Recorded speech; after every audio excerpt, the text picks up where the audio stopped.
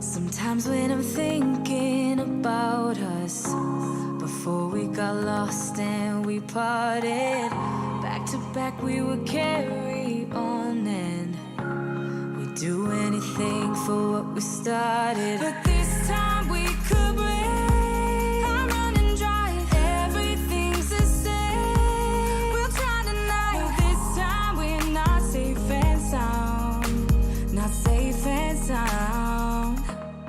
What if I'm no good for you? What if you're no good for me? Yeah. What if I'm no good for you? What if you're no good for me? Yeah. Sometimes when I'm reasoning about us, I know you got me, it's so effortless. Back to back we would carry on and we'd do anything for what we started. But this time we could break. I'm running dry, everything's the same. We'll try tonight, but this time we're not safe and sound. Not safe and sound. What if I'm no good for you? What if you're no good for me? Yeah. What if I'm no good for you? What if you're no good for me? Yeah. What if I'm no good for you? What if you're no good for me? Yeah. What if I'm no good for you? What if you're no good for me? What if I'm no good for you?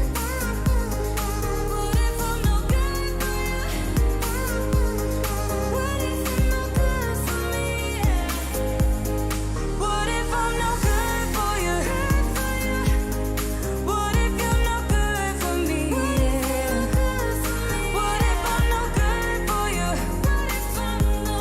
What if you're no good for me? What if I'm no good for you? What if you're no good for me? What if I'm no good for you?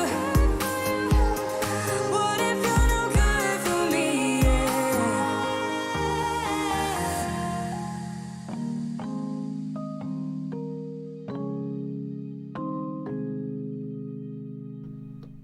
Welcome everybody to the FPV news with JB and ItsBlunty. How's it going, Blunty? Good, Joshua. How's it going with you today? You know, I have high hopes that this stream won't crap out. Sunday stream died because my laptop, after I guess maybe because it was a hot day. It's been hot all over, right? Yeah. It had about an hour and a half into the stream, my laptop just said, "Nah, not anymore, friend." And then yesterday, apparently YouTube had an outage, so today's the day though, because the news is too important. Yeah. Hopefully we'll get through a good stream, but yeah, I don't think it'll be too much of a problem. We got lots of news today, that's for sure. We definitely have a lot of news and some big dollar amounts being thrown around. Hang on, I have to bring up the show notes. While I bring up the show notes, Blunty, what do we got this week? All right. So this week we have Hobbyking loses reconsideration that they went through, so they're going to be forced to now pay their $2.8 million fine. So we'll go over the history of that and talk about why this might actually be happening now. Yeah. FAA is not fooling around. Yeah. FCC. Oh, the FCC. Thank you. Caddx is planning to block third-party older cameras on upcoming DJI VTXs. We've got some information from Caddx on that. We'll talk about. a lot of speculation and concern out there about whether people who currently have that stuff, Caddx or what, maybe a Runcam MIPI camera or Runcam Racer 4, whether they're going to get locked out. We have the straight dope straight from Caddx, and we're going to put that in the number 2 slot. We're not going to make you wait. Yeah. You're welcome. All right. In other fairly decent news, large news, there was a LAANC outage last week for a couple days. I think that shows some of the flaws in the process that we do for flights. We'll talk a little bit about that and how that process works. Yeah. We've also got an interesting thing. We've got a pit tune in your basement without leaving your basement. So we'll talk about how you do that and what the results look like. I'm pretty impressed. Everybody's releasing their own PID tuning. Like Chris Rosser's PID tuning video came out, and then obviously Kronk, UAV Tech, but the PID Toolbox guys did a whole PID tune without ever leaving their basement. So this I got to see. We've got a new SharkBite development update. So we've got some information on their race transmitter they've teased and their goggles that they've talked about. Mm-hmm. Ooh, new goggles from Fat Shark. Yeah. Will it look just like the HDOs? No, looks just actually. like the HDO. No. Oh, well, that is news. The GPS Mate. We've got an interesting product called the GPS Mate, and it wants to fix your cold boot, your no sat lock situation, and maybe it's got a cool little solution for you. So, yeah. FPV Combat is finally out. We've teased all these different laser tag systems and stuff, and another one is finally released and is out for purchase. So we'll take a look at that. Mm-hmm.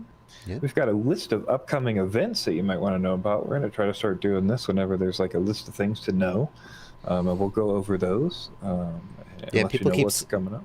We love for people to send us news at news@fpvknowitall.com, and people every so often say, hey, I've got a new event, I've got a new contest, I've whatever. So maybe we'll just make this a regular segment of upcoming events this week. If you have any upcoming events, send them in. Yeah. And we've got another neat little product, the Mini Qubit. This is a DIY kit to build a quad and a plane in one, like a little VTOL. Take a quick look at that. And then last but not least, we'll take a look at the FAA Trust, the new test from the FAA for recreational UAS pilots. And talk about what the point is. Yeah, that's going to be our rant. We like to close out with a rant sometimes. This is a news item. There's this new test from the FAA for recreational pilots, but it's kind of pointless and stupid. Or is it? Well, we'll rant about that. But before we get into our first topic, let me just thank you guys all for being here. Here's what I got on my main screen in front of me. This is you guys in the chat on the left. Underdog FPV, glad to see you here. Glad to see all of you, of course, but some of you more than others. And if you guys want to make sure your comment gets noticed, or if you have a specific question, we don't do a lot of reading questions during the news. We mostly just try and do the news.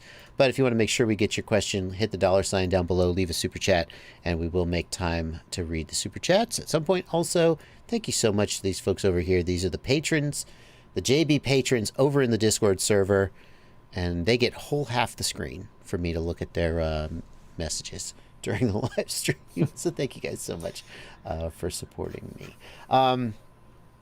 Yeah, somebody said a few people know or understand how much work it takes to pull off a live stream, but at least there's no editing. I actually started, Blunty, doing 2 live streams a week, and my theory was I do a live stream, I stream for 2 hours, then I have the whole rest of the day to do something else because there's no editing. Somehow it doesn't seem to have worked out that way. Anyway. Let's dive in, though, to the first item of the week, which is Hobbyking being forced to pay $2.8 million in less than 30 days. And the first thing people are asking is, didn't Hobbyking get sued years ago? But this is the same thing, right, Blunty? This is absolutely the same thing. So a little bit of the history here. Basically, on June 5th, 2018, there was a fine for this $2.8 million, and it was basically a notice of apparent liability. So they sent a notice to Hobbyking, and they're like, look, man, you can't do this. You need to respond and let us know. I hit the stop. Hang on. I hit the wrong button on the stream deck. Hold on. Hold on. Hold on. That's on me. That's on me. Wait for it to come back. No. Okay. Wait for it to come back. Is it back? Okay, that's on me.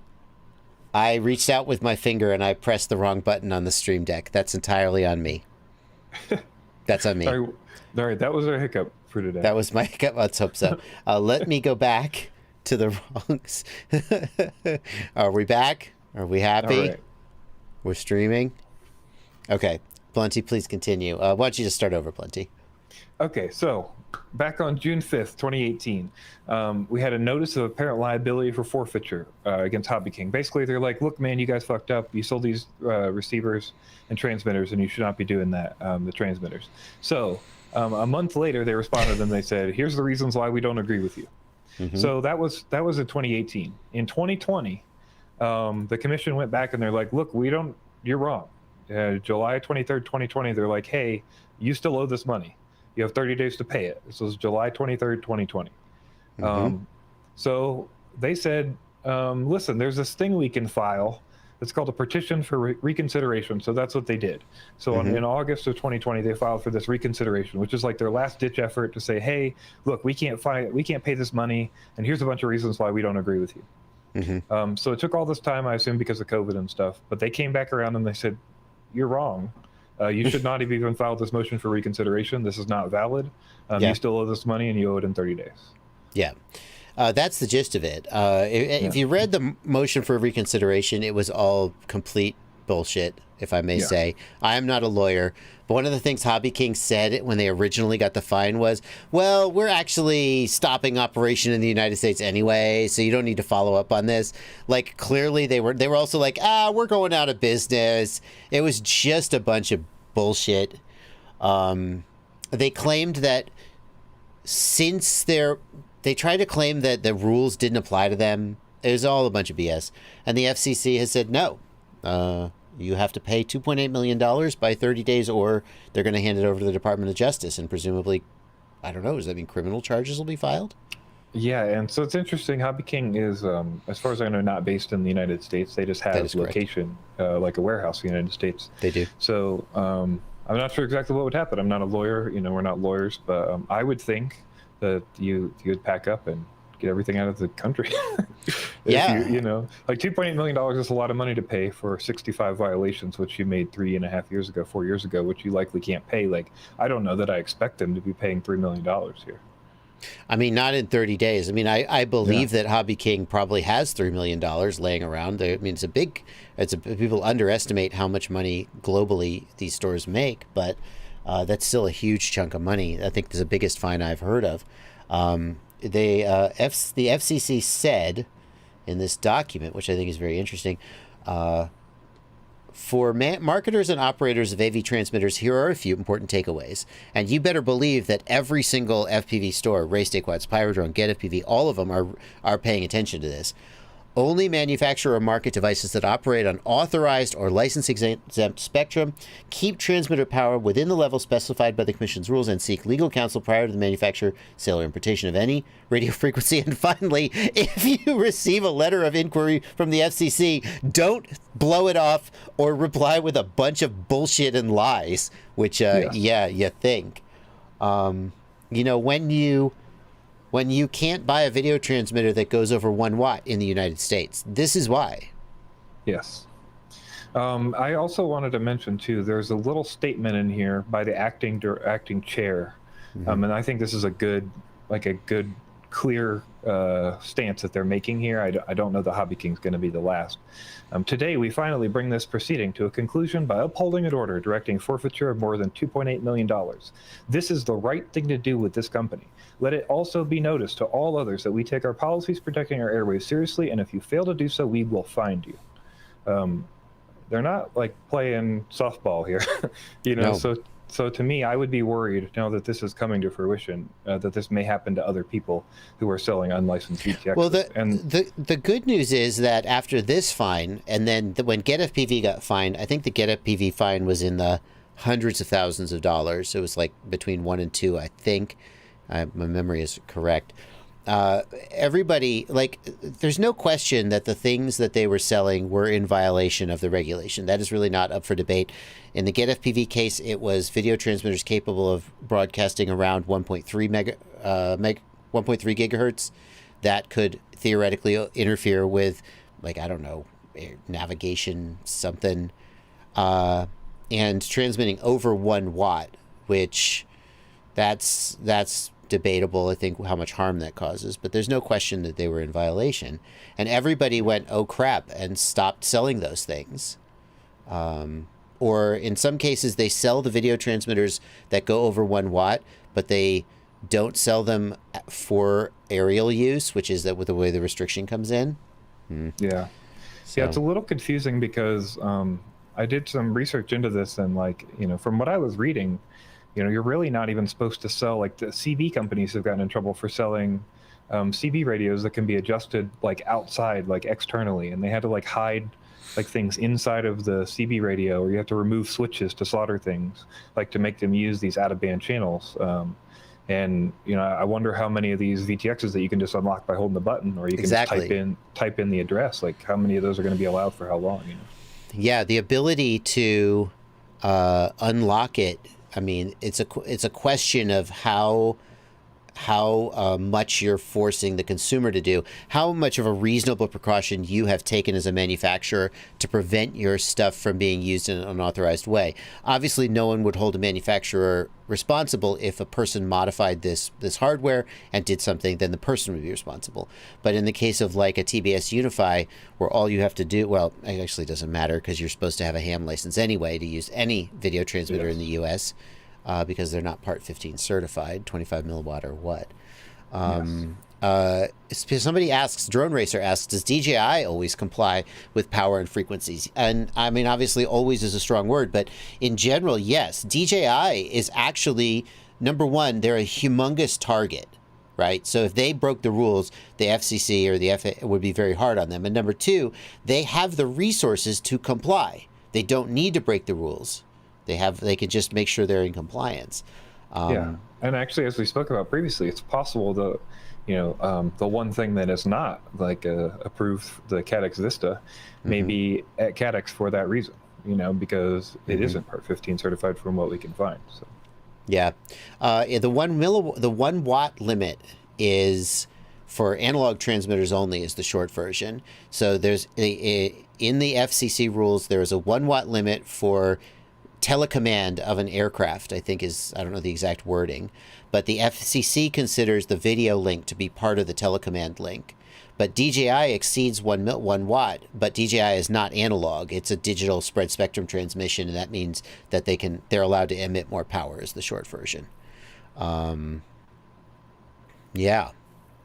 So good. I mean, yeah, go ahead. So no matter what, we're going to see a response in 30 days, I would assume. Like whether it's some kind of petition to like reorganize, or whether they leave, or whatever happens, right?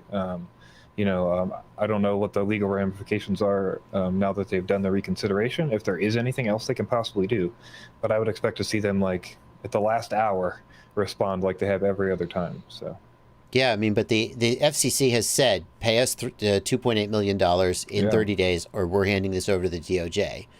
And that's not, I think their ability to sort of BS and like, oh, hang on, let me just see if I can, oh no, I think that clock has run out for them, and the FAA is not screwing around. And like, will we see federal agents go down to the Hobbyking warehouse and like take stuff and to auction off to get the money? Like, what's going to happen? Yeah, I don't know.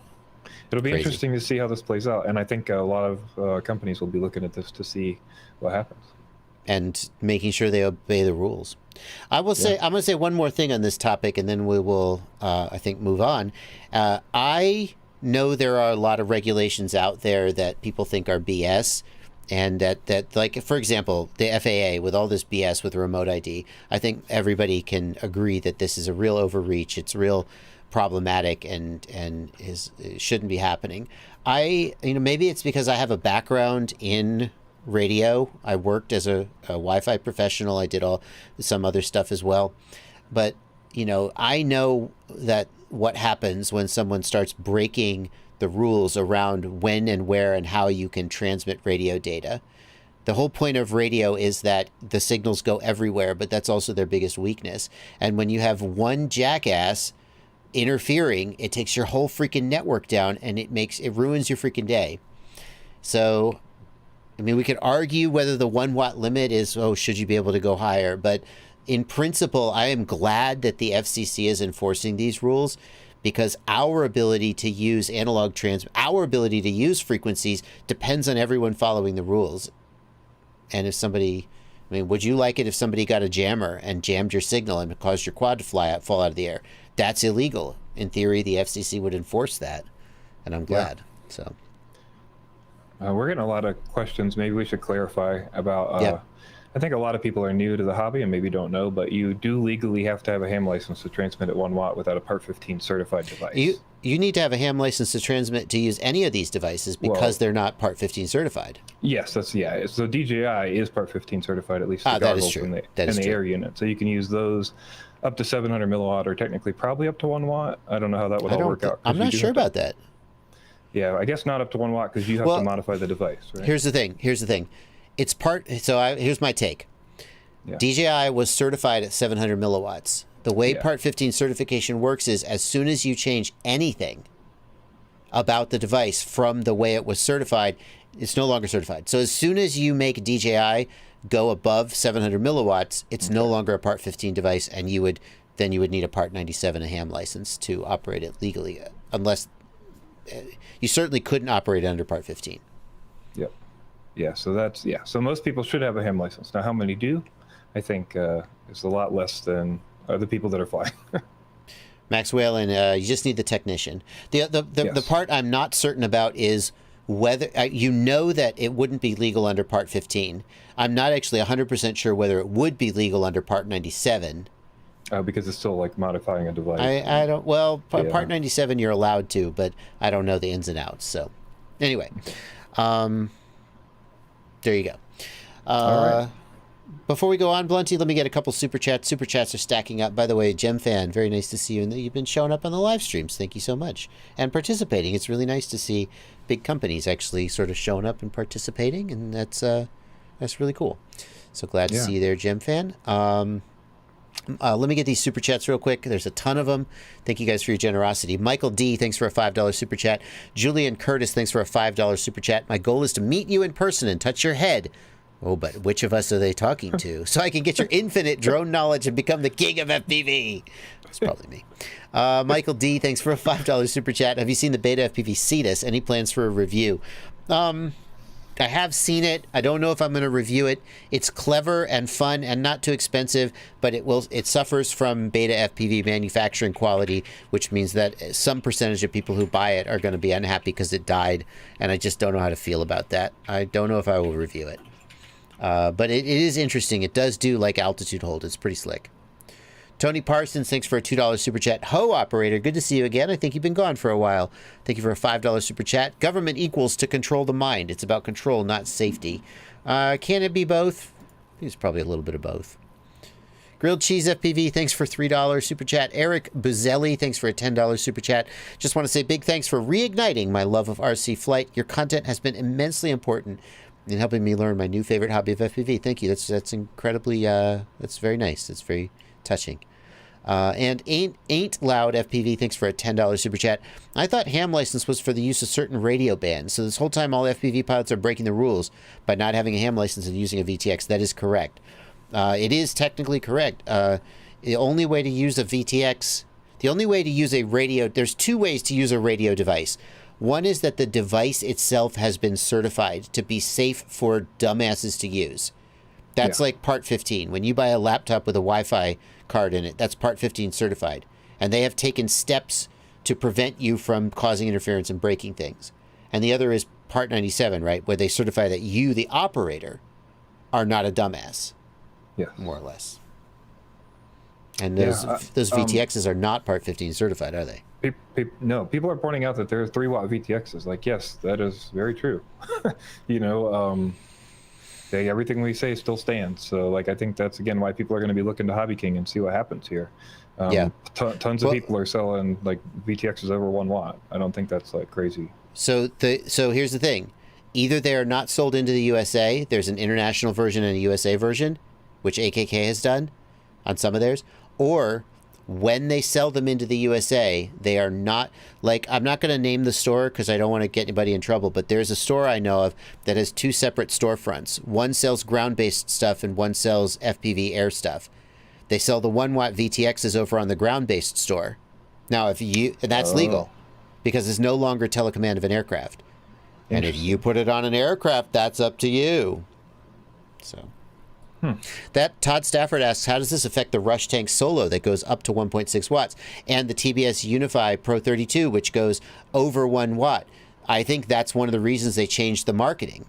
It no longer reads 1.6 watts. They say 1 watt plus, and they hope that the FCC doesn't notice. That's my take. Yeah, that's why I think Tracer has ludicrous mode and stuff like that too, I assume. Yeah. Anyway. All right. Moving on. Well, Tracer is the transmitter is no longer. Well, anyway, doesn't matter. Let's move on to the next topic, which is Caddx. Yeah. Everybody. Give us the background here, Blunty. What's the background of this situation? Okay, so it goes back a little ways. Basically, Caddx had the Nebula Nano and the Nebula Micro, some early DJI cameras, and then Runcam came out with the Racer 4, and Runcam was usable with DJI, and everybody freaked out. And basically, Caddx put out a statement and said, "Hey, they're stealing our shit," and Runcam came back and said, "No, we're not. We didn't take anything. We did our own thing." And then DJI was like, "Hey, we don't support that." And that was basically all that happened. Everybody yelled at each other for a little while, and then nothing changed. So we recently just got the Runcam MIPI announced that we showed on the news show a week or two ago. And the Runcam MIPI supports DJI, and it's another camera from Runcam, just like the Racer 4. So it seems like this time Caddx has decided to do something about it. And so I got a message from somebody anonymously that showed an email source, basically a summary of the email from Caddx. Oh, yeah, we got that right here. Yeah, that says basically, we're forced to add a new encryption system into the Vista Air unit to avoid third-party company infringement, which will only work with the new HD camera, Nebula Pro, and the DJI camera, but other cameras won't work. So that would include other. Yeah, go ahead. That would include other cameras like the Nebula Nano and the Nebula Micro. So this is the big question that came up the first time when the Runcam Racer 4 came out, and Caddx threatened that they would lock it out. But the thing that we wondered was, how could they lock out the Racer 4 without also locking out their own cameras? Yeah. And that question still stands today. If they were to try to lock it out, would they also lock out their own cameras? Now, there's this chip, this image processing chip that's on some cameras but not others, and that plays into it, right? Yes. So the answer is yes, they would lock out all their old cameras. And that's unfortunate because all the old cameras use MIPI CSI, which is like a standard MIPI signal. And so the special cameras, the Nebula Pro, the DJI cam, and the new Caddx Air Unit micro camera, those all use the AP1302 chip that we talked about previously as well when we brought up the Runcam MIPI, because it was missing this chip. So it looks like in the future, this currently, from what we've heard from Caddx, he reached out to Caddx, we got a statement from Caddx, and Caddx basically told us that they will not be locking out the other old stuff. They have no interest in locking out the old VTXs. If you have a VTX now, likely will not see any locking or changing to those VTXs. In addition, the Caddx Air Unit Micro that went out does not appear to have any ability to lock or will not be locked, because they're currently selling Nebula Nanos, and that would lock out the Nebula Nanos that they sell right now. So what it seemed like they said they would consider doing would be to lock out all of the cameras that don't have that special chip. So basically, like the Nebula Nano, which is locked at 60 FPS, it's locked at 16:9. You can't do any of the image change settings. That's the Nebula Nano, the Runcam Racer 4, the new Runcam MIPI, and the Micro, the Nebula Micro? The Nebula Micro, yep. And then also the Eachine Micro. Yeah. Okay, all those cameras don't have this image processing chip, and in theory, what Caddx could do is say, we're no longer going to support cameras that don't have that chip. But the problem is that would lock out their own cameras and screw over their own customers. So, and the big question was, are they going to just do it anyway? And I reached out to my contact at Caddx, and they said, no, they will not be screwing over their customers. How nice.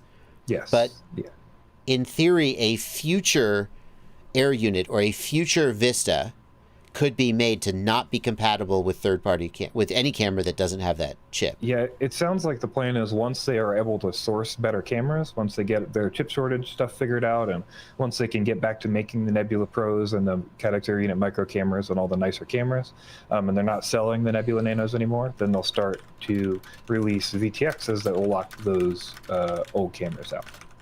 Yeah. So, hang on one second.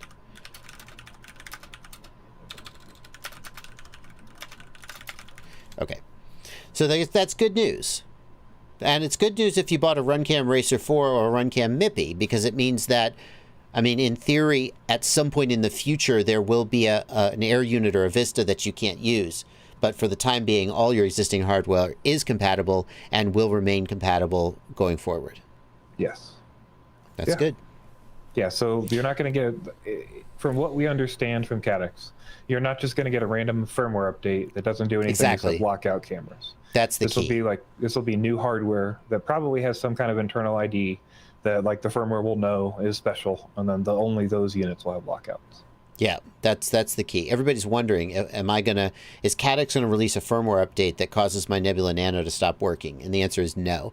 And they did, and to their credit, they said, we want to take care of our customers. We don't want to screw our customers over, which you would think is a given, but maybe not.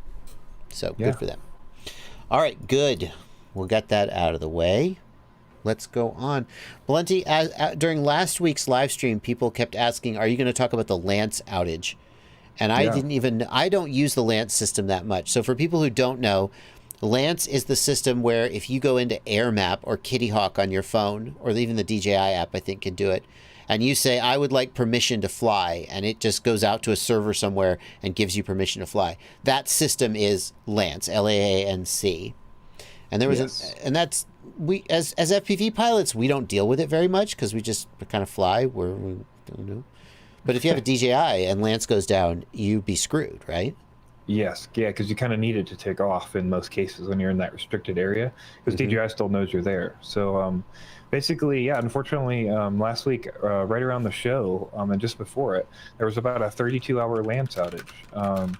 And I got a little more info on that. AirMap actually has a status indicator, so if you ever want to know for the future, you can always click on status.airmap.com that we've linked in the show notes, and you actually click the authorization drop-down there, and it'll show you that the LAANC system was down, and then actually the hours and how long. So, oh yeah, major outage. Yeah. And the practical effect of this was if you were a person getting ready to fly your DJI Mavic on a professional shoot, and you were in a restricted area, and you were like, well, I'll apply through LAANC and I'll be good to go. You couldn't take off. Yeah. Yep, absolutely. And then the other approval system is Drone Zone. So you go on the FAA's website, Drone Zone, and you manually enter your area and where you want to go, and then somebody has to approve that through the online website system. And unfortunately, that got super backed up because everybody was going there. That's not an automated system.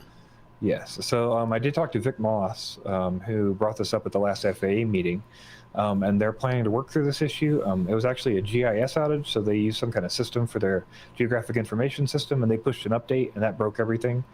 So they are looking into alternatives so that people could fly in the case where LAANC is down. So it's always good to have redundant systems, and I think that is the headline of LAANC outage shows flaws in the approval process for U.S. flights. The flaw is that there is only one automated system for approval to fly in restricted areas, and that's LAANC. And if that goes down, then no one can get permission to fly, and that kind of sucks. Yes. Yeah. All right. Well, some people are mentioning that there is an honor system way to do it, where you like enter your credit card and like force it to take off. But I don't think if you're on like a commercial shoot, you can do that, because I think a lot of people are not going to let you fly because your insurance isn't going to cover it or whatever, for that flight. So.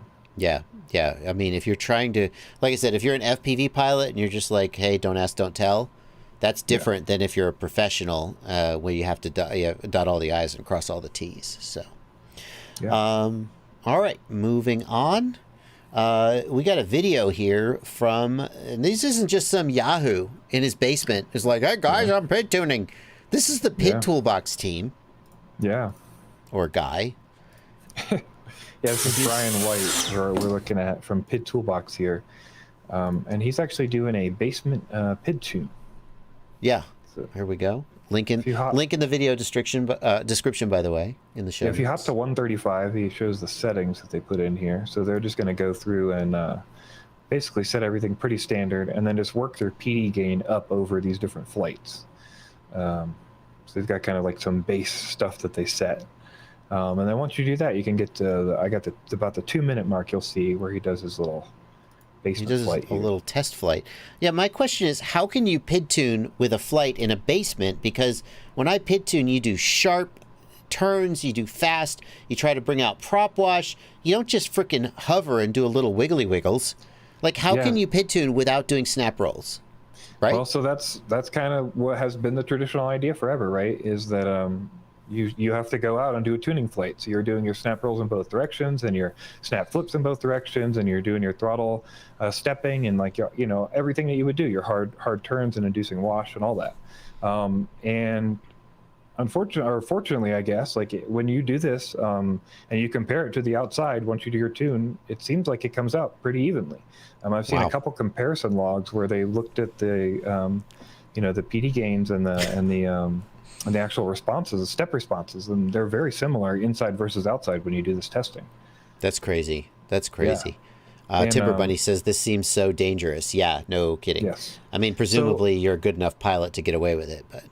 Yeah, the way I put this in, the way I mentioned this was kind of like, I don't know that this is the best idea to do, but I was thinking about this more as like a backyard tuning kind of idea. Yeah. And I could see doing this on my porch instead of trying to carry all my stuff down to the, down to the park and try to get to tune in and do your packs and like fight the rain and the wind and like all the different things you'd be doing. If you hop to 635 real quick, we can take a look and see. You'll see it ends up being very much like a standard critically damped response. Yeah, so here's bringing up the step response. It's frankly suspiciously good. I mean, why do my PID Toolbox logs never look this clean? Mine is always this weird, wiggly, scraggly line, and they're like, here's what it should look like. Mine never looks like this. I think that's actually part of the benefit of this method. Is you kind of like you don't have all the weird stuff because you don't have all the wash induction that you have, and you don't have all the weird flips and stuff. You just have certain things you're narrowing here, right? Mm-hmm. So again, this is probably not safe, to do inside your house. But I think this is pretty interesting because there's a lot of guys on the Black Box group on Facebook, and this PID Toolbox guys now are doing this basement tune method for at least some of their stuff. So I don't know. I think it's pretty interesting. Let's talk about some of the potential limitations of this, because as you know, I'm a hater. The first part of PID tuning is to get your filters tuned correctly, and part of your filter tuning is like doing full throttle ramps, seeing if you get hot motors or signs of flyaway. It doesn't seem like there's any way to really properly tune filters. Maybe if you are so good at reading black box, you could just look at a black box and go, here's where my filters need to be. But I think most people would need to tune filters outdoors. No? Yes? Maybe. I don't know. It depends. I think you could still see filters in this, but I wonder how much filters you'd see like by holding it down versus like it actually getting the chance to oscillate more, because the oscillations are so fast. I don't know how much you're actually restricting with your hand, but I don't know. It'd be interesting to see comparisons and to see like, what you're missing, like how much of that the frequency response you're missing on that filter tuning. One thing he does do here, which we definitely don't recommend here at the FPV News, is he takes his hand and holds the drone down and does throttle response. So he's actually doing throttle sweeps. He doesn't show it here, but he comes back and I believe he says something to the effect of, my eyes are still dilated from that experience. So yeah. Well, it's very interesting. I will say this. When I've tried to tune with PID Toolbox, like I said before, you look at this classical shape of the step response, and mine never looks like that. It's always a messy, scraggly line. If this method actually gives you a cleaner, more classical, and easier to interpret step response, then there may be something to it. So I'll have to give it a try. I just did a video where I did Chris Rosser's method. Okay. And so maybe I'll compare this to that. Yeah, it'll be interesting to see. When he does that throttle sweep, he is able to tune TPA with the throttle sweep. So I thought that was pretty interesting. And if you can get even just that stuff tuned out, maybe it'll be that much easier to tune the rest of your quad in the single pack that it takes or whatever. So something to try out.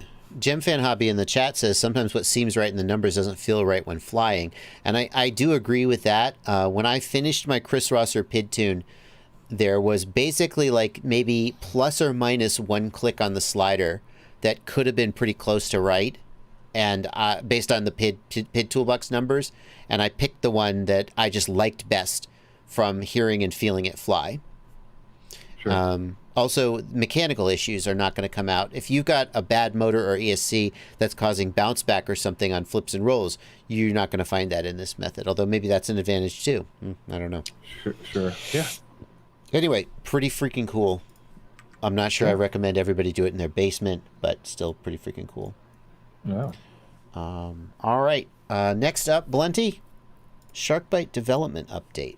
Yes, so we've got our next Sharkbite development update, our 2-week-ish update that we get from Sharkbite. 2-week-ish. Yeah, we've looked at the racing specific transmitter previously, and they've got a picture of it here. Now it's ready for production, so they've sent it off to retailers, and they're going to be selling it pretty soon. It is basically it's the 20x20 that we've looked at, that we talked about before, but it's just a little bit it's kind of long, I guess is the best way to put it. So it's 20x20 in one direction, I guess. Yeah, you've got pictures of it installed in a Switchback Pro. Yeah, and I actually I was able to get a Switchback Standard in there too. So the Switchback Pro, it doesn't fit without some kind of wacky standoff. Oh yeah, look what they've done there. You got this freaking that doesn't seem good. Is that you? Is that yours, Blunty? No, this is some stuff on Facebook I was able to find. Gotcha. But yeah, so this is a Switchback Pro, and then if you scroll down, it just barely fits in the Switchback. The standard Switchback. Which is a little bit roomier. I got to be honest, I'm just nervous that this is just a little big for a lot of these racing builds, even long ways. And those standoffs don't have to take a lot of hit to, if you bend a standoff or something, you're definitely going to ruin that board. But what if you put it in sideways? Yeah, it might stick out, but it might be better. It might clip a tree or something. You wouldn't have access. You wouldn't have access to this plug though. I guess that's kind of a big deal. But they did secure the MIPI connector and the UFL connector. So I know there's been a lot of reports of the MIPI connector and the UFL connector ripping off, especially the UFL because of soldering. And so this actually has the 2 holes on the board, so you can screw it together and secure it. I wasn't able to get a lockdown power on this. Yeah, they didn't state Underdog FPV is asking what's the power output. They didn't state it. However, if you look back at the one from 2 months ago, they did say 200 milliwatts. So I don't know if it ended up at 200 milliwatt, but that was the previous spec that they listed. Yeah, I mean, they've currently got the single board, which is 200 milliwatts, but that is a 30 millimeter, right? 25? 25 by 25, gotcha. Maybe. Yeah. And then they have the 30, the bigger one, the 30 with the bricky one. That's the 500. This one, so this is a new 20 millimeter. They're also supposed to be working on a new 30 by 30 high output power one. Is that right? I think that's right. A single board maybe was what it was. It wasn't the stack. So. Yeah. All right. Well, I guess cool. Yeah. So the other thing we looked at, they previewed a little bit of their box goggle. They teased it the HD goggle will be a box goggle. So they've got a name for it now. It's the Scout HD PVT. And they are starting production next week. They were able to source the 1080p landscape panels that they wanted. It took some time, but they've got them going. They had to figure out cooling issues again because it was getting too hot. But they think they've got it. So they're off to production. Public test, which is their code for, hey, you can buy this early. Late July, early August is what it sounds like. So be on the lookout for that. Yeah, I mean, it's is it basically just a Scout with a digital Sharkbite receiver and a 1080 panel? I believe that's the case. Yeah, that's what it looks like from their previews. So. Well, I'm not going to complain too much. I mean, they don't have to make a new goggle every time. Yes. A brand new case every time. Built-in Sharkbite is pretty cool. Do we know if it has an analog receiver built in as well? I don't think it. I think they said digital only, but I'm not 100% sure. What? Am I crazy, or is that a bad decision? I mean, it depends on how much it costs, I guess, and what the form factor would be in changing and stuff. If they can use the same panel, but I mean, I'm sure a lot of people would be happy to have analog in it for sure. I would want it to have analog in it too, but I mean, unless oh no, just be 100% Sharkbite. Yeah, okay. Seems like an obvious place to differentiate, but that's just me. Anyway. Yeah. Cool. Who's making this goggle? Fat Shark is making it. Yes, Fat Shark is making this goggle. Also, I just want to say, the new transmitter is named TX5R. Okay. The older one was TX5M and TX5S, I believe, and they don't have other names for them. TQRS. Those aren't even in order. No. So I feel like this is my little petition for them to actually pick names for these. Yeah. I think it would be really cool to have some kind of name like the Great White or the Tiger Shark or the you know, the shark bite nibble, or like, you know, like they could do all kinds of like cool The names. So. What about just fish names? We just lean into fish. Anything. The hammerhead. Oh, well, there's a lot of Yeah. different kinds of sharks. The Yes. hammerhead, the great white. Yeah. So- The orca. Wait, no. No. All right, keep it up, shark bite. Yes. Make a video transmitter that's worth having. That's your goal. Why no cameras, Blunty? You don't know. I don't Why know. all but this work and they still have one crappy camera? I will say that when Runcam MIPI came out, a lot of people were like, "Hey, is this a shark bite camera?" And they're like, Yeah. "Oh, you." And Runcam's like, "Oh, you want a shark bite camera? We'll talk to Fat Shark." So Why like, would you just shut up me, and make that- one? That's the whole yeah. point. It's open. You can make one. well, it's not. Except it's not. It's not, is it? No, you have to have an encryption IC on your camera.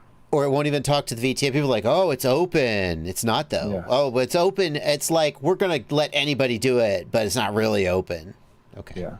All right. Enough of me hating. This whole bit is just me hating on Sharkbite. I don't want it to come off that way, but I'm worried that's what's happened. So let's move on. All right. So a cool little product I thought was interesting to point out. GPS Mate is the new little product. So it's got a buzzer on it. You've got your ViFly buzzer, basically. Same thing here.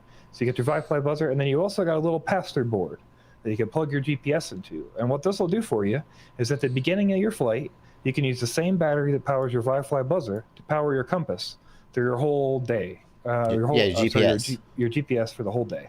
So you say, you need to get your lock, and you're having trouble getting your lock. Maybe your VTX is like positioned weirdly, or your antennas are bad, or you got carbon obstruction or something. And it takes you forever to get your lock.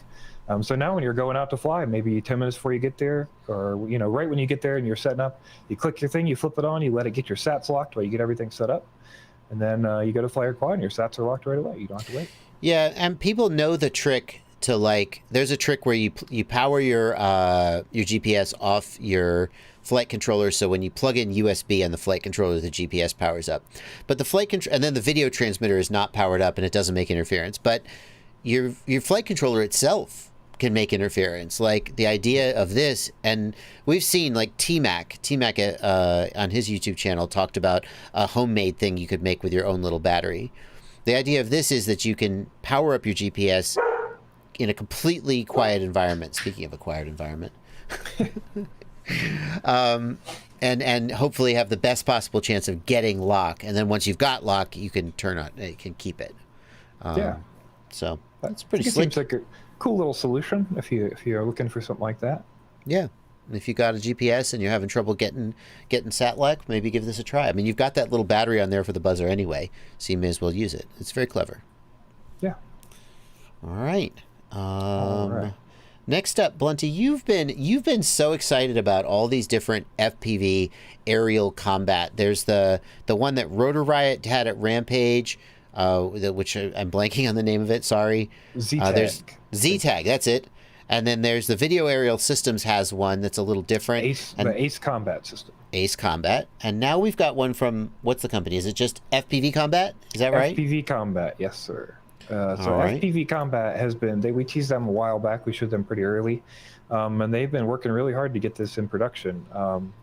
They've got basically a fully featured little board here that does similar to the other things. It's just got a lot more options, a lot more features, and that sort of thing. So just like the Ace Combat System or the Z-Tag, you'll have your LEDs and you can shoot people, and you'll have your lives, and you have your different damage and stuff. But also with this system, I've also got a wiring diagram there, but basically it goes through and it shows you, it can affect servos just like the Ace Combat System, so it can shake when you get hit. It has the low power, so it could lower power to your ESC in a plane, stuff like that. And then also they have they do have an OSD as well. So this is like an example of what it would look like in DJI. If you couldn't get your OSD, you could use your LEDs instead. The video aerial system links up with your OSD and can put information in the OSD, but that doesn't work if you're running DJI. So this is pretty cool. Yes. They've actually, now this cockpit that they're showing in the videos, that's not part of the system, is it? Is that part of the system? No, that's just their plane, like whatever plane they're flying, and they've just added like the LEDs inside. And then any strip of like addressable LEDs, you can just plug in the board, and then it'll address them, on that channel. So. Yeah, but this will work with any video system because that's literally just in front of the camera. Yes. And then it shoots with I guess infrared. Yes. How does it shoot? Yeah. Yep, and then you can set. There's actually a high and low beam, so you can change your strength if you need to pick the strength. Yeah, based on like how much range you want to have, I guess. Yes, and then there's like sensors you mount and stuff. This also has an optional 433 hertz megahertz or 433 megahertz radio, so they can all talk to each other. So if you have like 6 of these things, you can have 3 and 3 on a team, and you don't have to and then have like no friendly fire. Yes, you don't have to have friendly fire, and you can also see like what everybody else's lives are in the OSD, and like there's all that like linkability between the systems because they can talk to each other. That's really cool. Yeah, so a lot of different features here, a lot of cool things to do. Painless 360 has a guide for this setup that we've actually linked in the chat, or in the show notes, so you can see that if you need it. Yeah, I think the wiring diagram for this though does show one of the weaknesses, which is that like the cool thing about it is that it interacts with your receiver, and that means that like when you get hit, it can make your plane shake by moving the servos. When you get damage, it can reduce your motor output power, so you have your go slower. But it only does that if you're using a standard PWM receiver with like servos. If you have an S-Bus, I-Bus, Crossfire, any digital receiver, I think it doesn't. Does it even work at all? Is a big question. I think it's just like you just get the functionality of the system. So just like if you have some way to send the signal for the shoot. I think that's all you need. So then you have. Okay, so you just need one aux channel to shoot, and then you don't get the shakes and stuff, but you still can play laser tag, basically. Yes, yeah, you still get the OSD readout over your camera and all that stuff. So. That's pretty good. The big question that I had, and I confess, I didn't play. I was really busy at Rampage, and I didn't get over there to play Z-Tag. I actually have never played any of these systems. The big now, but I played like Velocidrone Combat. And in Velocidrone Combat, one of the things they had to do was the quads were too fast, too maneuverable, nobody could hit each other. And in Velocidrone Combat, they use a simulated, like an X-Class quad that's big and slow. When you play this with quads, is it even, like, doable? Does anybody know? Have you played it? I have not played it. I know I'm sure it's super fast, but I imagine it is doable. The thing I would say is definitely use the LEDs if you're doing that. Because then you'll be able to spot the LEDs flying around. Yeah, you need bright LEDs or you just can't see the other guys. Also, we should point out, too, this guy did get in contact, FPV Combat did get in contact with Alex Grieve at Vaz for the Ace Combat system. And so this has an Ace Combat mode. So you can flip it over, and then it will be fully compatible with the Ace Combat system if you wanted to fly against those or with other planes that you have with those in them. Nice. Lava Chemist in the Discord points out the obvious that I overlooked, which is you could just put a throttle limit on your quads. If they're too powerful and too fast, just put it, or run them on 3S or something, and then you still have fun. That's pretty cool. Johnny5 FPV says in the YouTube chat, for Z-Tag, Houston crew used 3S Freedom Spec batteries on 6S quads. Yeah, so that slows them down and makes it a little more competitive. I like that. I like that idea. All right. Very, very cool. Next up, we've got some events you might want to know about. The world is opening up again, Blunty. Well, some of us are. Others of us aren't, depending on... Let's just move on to the events. What's the first one? Please get me out of this. So, Multi-GP, International Open, I.O., you might have heard of it. It's coming up August 11th through the 15th. And if you haven't heard of it, now you have. So, Multi-GP is a fun hangout where you get to go camp and chill with your friends and fly a bunch of quads. And then they also have a race. So, they have the International Open there. Yeah, I mean, you say there's this fun event and they also have a race, which is actually accurate. Well, technically, this is the global championship for the MultiGP season. It is arguably, I think, the biggest FPV event in the world, I would say. And because of that, everyone goes, even if you're not racing. And it's just a huge, it's a lot of fun. It's a party, and people race and declare a winner. Yeah, so this will be $160 if you want a full pilot ticket, or other prices are on their website for tickets. So, take a look at that.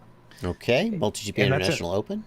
Yeah, so that's in Muncie, Indiana. If you can't make it to Muncie, Indiana, maybe you can make it to Roseburg, Oregon for the West Coast Throwdown on August 19th to the 22nd, just after I.O.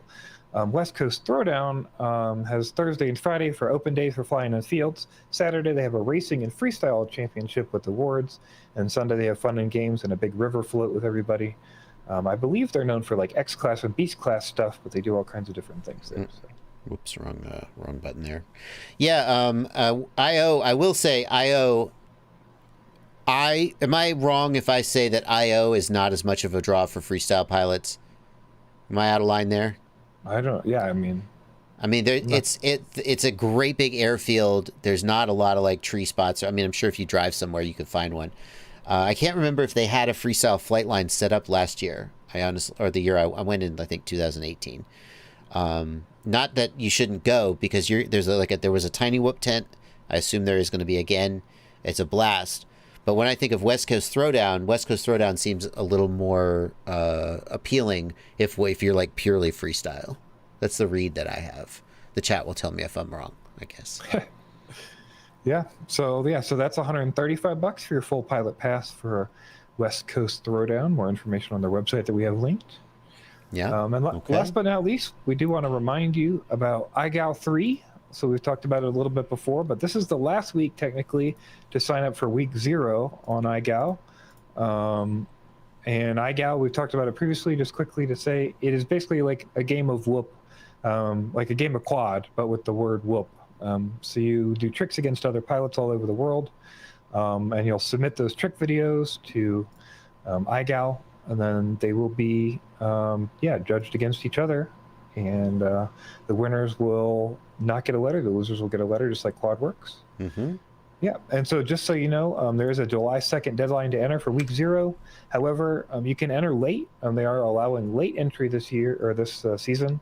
You just get a letter for however late you entered. So if you enter on a week 3, you get 2 letters automatically. Oh, you can still you just take a letter and come in late.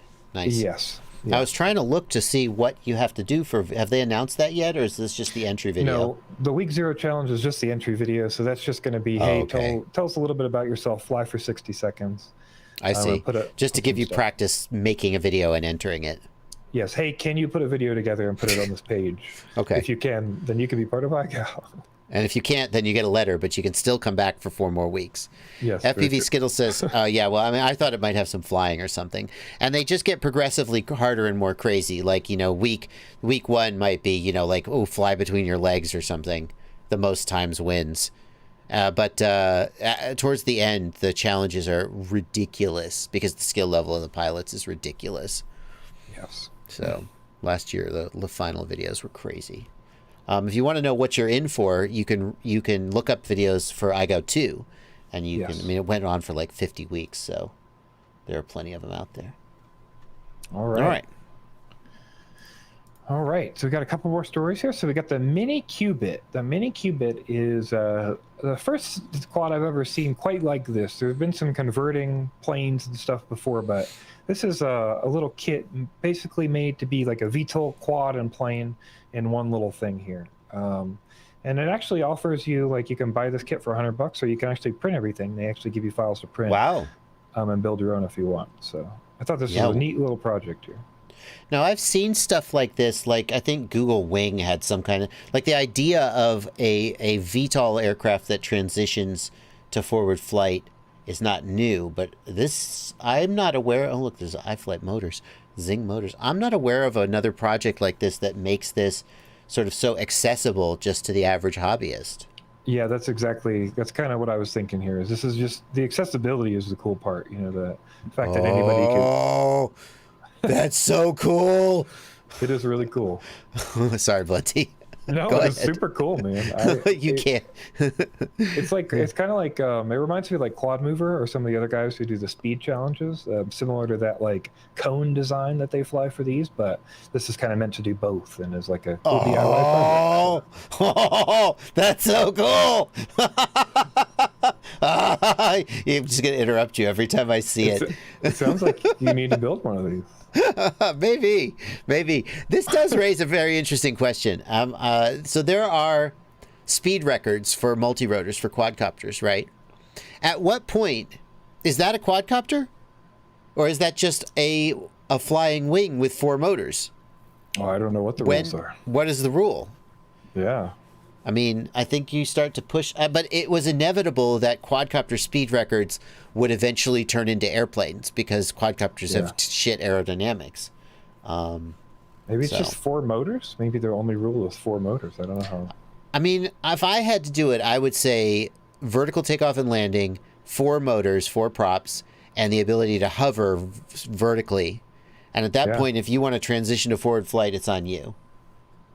Yeah. Yeah, look at this. Here are some other, I guess, prototypes he's made.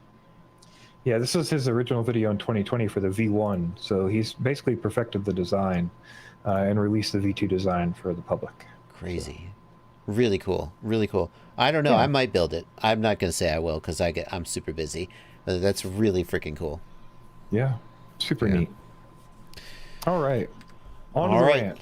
Last one. We got the rant today, Blunty. Yes. The rant today pertains to the new trust test. If you are a recreational flyer, and by the way, if you have a Part 107 license, doesn't mean that every flight you do is necessarily under the 107. There are different rules for recreational flyers. Sometimes it makes sense for a 107 licensed person to choose to fly recreationally, assuming it's not a commercial flight. So if you ever fly recreationally, there is a new test the FAA wants you to take. A new test. And you took it, right, Blunty? Yes, the recreational UAS safety test. We have in the show notes, what's the point? I think that's a pretty good, I think that's a pretty good summary. Basically, if you take this, they've done it on third-party websites. So you basically choose a third party. I believe there's 16 different choices currently. You'll go to that website, you'll enter your name, and that's about it. And then you go through, and they basically train you the answers to the quiz. It's like an open book test, It's like where you get all the answers, and then you have a few questions after that are exactly what they just told you. And then if you get them wrong, they tell you what the answer was, and then you pick the correct answer. You go back and you put the right answer in. So it's basically just trying to force people to have seen the information at least once. Yes, I definitely think the goal of this is like a cover your butt sort of thing from the FAA, to say like, hey, you had to take this. So you either didn't take this and you're not legal, or you took this and you know all the rules that you agreed to. Yeah. So it's not a difficult test. It's just a hoop. In fact, they don't even keep a registration of who passed it. Yes. Right? You're expected to print your certificate and have it on you and produce it for law enforcement. So they say you have to produce the certificate if requested by law enforcement or the FAA. So I think that's the actual gotcha here, is that when Joe Schmo is flying a drone, a cop can come up and go, hey, you got your trust certificate? Oh, you're breaking the law. You're breaking the rules. Sure. Yeah, they do have some like number reference on the trust certificate. So I think like it's probably, I'm going to guess that the responsibility on the third party is to keep some kind of database of these. And then if they were ever asked, they could look up the number to make sure you ever did it. So it's not like forged or something, but realistically speaking, there's no like going to be lookup for this or anything. You'll just show them a piece of paper. Not like a 107. Like they can pull a database entry to see your 107. The FPV Freedom Coalition was asked why they are not a trust testing entity. And people were offended that FPVFC was left off the list. And I don't want to misquote them, but the gist of the answer was that they started the process. And then the FAA said, well, yeah, if you're going to be a trust testing entity, you have to offer this test to the public. You cannot charge money, and you have to keep all this. Basically, it was like all downside and no upside. And they were just like, okay, well, I guess we're not going to do that. Yep. So the trust test does apply. Some people are asking about sub 250. Yes, the trust test does apply to sub 250. The only requirement for sub 250 that you don't have to do is registration. However, all the other recreational rules you do have to follow, which includes the trust test. And then we should also mention, you did say that people with 107, you will still have to do this if you ever fly recreationally. So if you like fly at night without your correct lights, or if you fly a sub 250 drone, that you haven't registered, or if you fly over 250 drone, but it's not on your 107 registration list, you would want to have a recreational flight, and you would want to have this test. So. Yeah. So everybody who flies should basically take this test, tick the box, But it definitely is. I mean, I definitely see the way this is going. The FAA has said I don't know if this has been public statements, but from what I've heard, their explicit intent is to make it easier for local law enforcement to be able to enforce rules about flying drones. And the problem, as people have said, the FAA just doesn't have enough agents to enforce and investigate all of these. So they only go for the very lowest hanging fruit. If you pull a Paul Nurkala and you fly the flight of the year and you get 17 million views flying in a train, boom, they're going to come smack you down. But most of the time they just can't do that. And they want local law enforcement to be able to do this. But the problem is the rules are so complicated, local law enforcement can't really know all the rules. And so it feels to me like what's going on here is they are making very simple rules that people can then be in violation of, and that local law enforcement can be like, we got you. That's what it feels like to me. Yeah, that actually makes a lot of sense. Yeah, you want something that they can look at to go, hey, this is the thing you've got to have. So, yeah. Boot DSC says, what lights do you need for night flying? You know that one off the top of your head, Blunty? I think it's like a 3 nautical mile strobe light. Is that correct? Yeah, under one. Yeah. I think I'm gonna get it wrong and then look dumb, but it's been a while since I took my test. Yeah, if you're flying 107, if you're flying recreationally, can you do it without a waiver, but you still need the strobes? No, you don't need anything with the recreational. That makes a lot of sense. There's no night flight requirement. But under 107, you need a waiver. Yes. No, at least not anymore. They changed it. Yeah, and you need strobes. If you've taken the update test, you can night fly without a waiver. Now you just need the strobes for 3 mile visibility. Yeah, and in case you're thinking, I got LEDs on my drone, 3 nautical miles is a lot further than you think. So they're bright-ass strobes. Eric Toft says you do need lights if you fly recreationally at night. Don't take anything we say in this stream as being official about this is the news. This is not your training course for your 107. Very true. So, there's a list on the site. So. Yeah. All right. How much did NERC get fined? Says Chris Airy. NERC has not. I think it's part of his settlement with the FAA that he's not allowed to say the actual amount. I believe in interviews he has said that he could have bought a car with the amount of money he was fined, but he hasn't said what type of car it was. But that gives you it probably at least $5,000, right? Like, how cheap of a car would you be talking about if you said that? Right. Anyway. I'll just say real quick that everybody is saying that you need strobes, but if you go read the recreational flyers rule, I encourage you all to go do it. I do not see anything about night flight requirements. There's no night flight rules. There's no lighting rules, anything like that. The only thing you're required to do is keep your drone in visual line of sight, or have a visual observer. So maybe that's why, right? Is like the visual observer would need to have the lights to see the drone, but you don't have a 3 nautical mile requirement like that. Right. It's just however far you're flying, you have to be able to see it. Yeah. Yeah. BB Junkie says, did they make NERC take the video down? Ads on 17 million views would buy 2 or 3 cars. He used unlicensed music, and it got copy claimed, and he did not get any of the revenue from that. Ouch. Yeah. Oof. Yeah. Yep.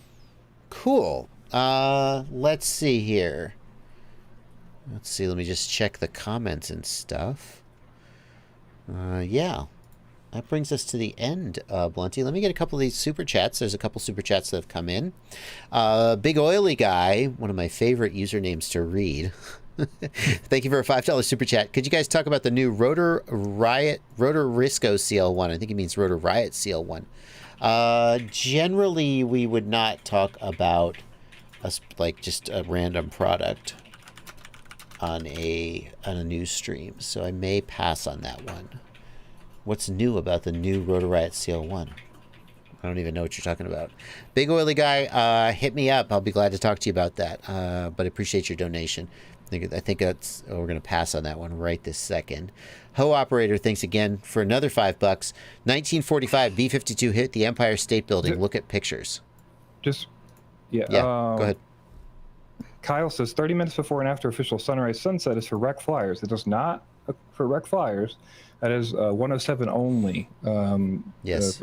Recreational does not care about twilight, civil twilight. I agree for what it's worth. Part 107 may fly 30 minutes before, 30 minutes after, and needs a waiver beyond that. Yes, not anymore, but yes, did need a waiver. Needed a waiver unless you pass the new test. Go read the rec rules. All right. All right. Never gonna. Yeah. Empire State Building. B-25 crashed into the Empire State Building. Ho operator wants us to bring up these pictures to take a look at this. It does seem to have happened. It's crazy. You guys can go look it up if you want. I'm gonna avoid putting up pictures of a plane crash on the stream just to keep things happy and light. But yeah, apparently a 1945. There's a Wikipedia entry about it. I'll put the link to the Wikipedia entry in the chat if people want to go look. Thank you so much for the donation, Ho operator. Thorenberry, thanks for £5. We played Carlos from the UK's version on Tiny Whoops this weekend at Wings and Wheels Tiny Whoop competition. His version of what? This probably made more sense at the time that he left it. Static FPV wants Blunty. Static FPV gives $5 and wants to know what started FPV news and how did Blunty become a part of it. I'll answer the first part. You answer the second part. The FPV news got started because I wanted a way to be able to. If you make one video about every topic, you can't cover everything because there's only so many days in the week. And I wanted a way to be able to just talk about things that were happening in FPV. And, without having to do a separate video for every single thing. So I wanted to do this a news live stream. Blunty, how did we get hooked up? I kind of don't remember. I joined your Discord to learn FPV, and then I learned FPV as fast as I could because that's how I am. And then I started helping everyone with FPV as fast as I could.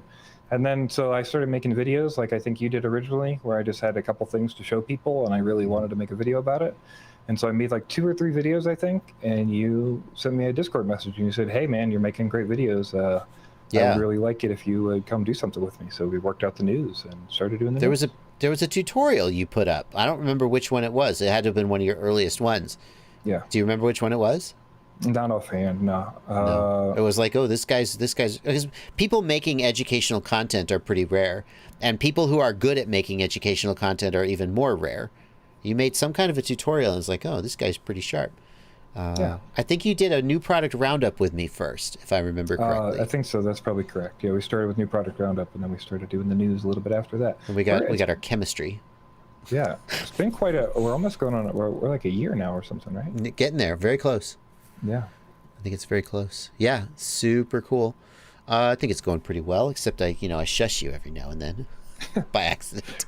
You shushed me with the stream earlier. You turned the whole stream off. Yeah, turn the whole stream off just to shut you up.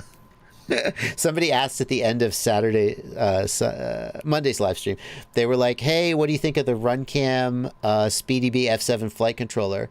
And I started to talk about it, and that was the moment when the stream died. And people were like, "Oh my God, he hates it so much." I don't hate it. I have a review of it up, but they were like, he killed the whole stream just to not talk about it. Yeah. So. All right, thank you, Coelho FPV, for $5. Tuned in late. We'll rewind. FPV News is way cool. Thank you so much, Coelho, for your donation. That is going to do it, folks. That is going to wrap us up for this week. Blunty, thank you so much for your help and for doing the news. Thank you guys for being here.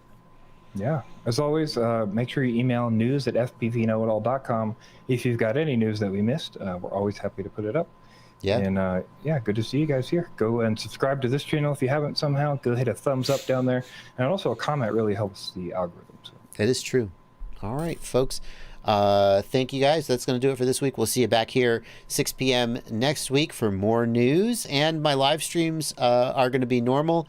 This Sunday, or is it Monday, is the 4th of July? I think it's Sunday, but I'll still be streaming at 1 p.m. on Sunday like always, and 8 p.m. on Monday, just like always. Happy flying, everybody. Take it easy, guys. All right, we're